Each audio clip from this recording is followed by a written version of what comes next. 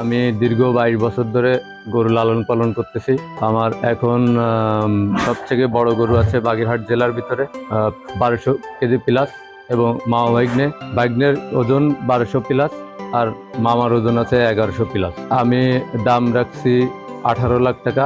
যদি কোনো ব্যক্তি খামারের জন্য নিতে চান নিতে পারবেন, এমনি কুরবানির জন্য চাইলে নিতে পারবেন। শিয়ার কুড়ো খাওয়াইছে আর মাঠের ঘাস খাওয়াইছে, ছেলে মেয়ের মতো সবসময় লালন পালন করি, তো এই জন্য খাওয়ানোতেই ছোটবেলাতেই মার দুধ না দোয়ায় দোয়ায় ফিডারে খাওয়ায়, এই জন্যই তো আমারে দেখতেই তো পারলেন, আমারে কিছু বলেন। ওদের একটু গোসল করাই দিই, খাবার দিই। আশা তো সবারই থাকে বড় করে কিছু অর্থ উপার্জন করা, এটাই আশা।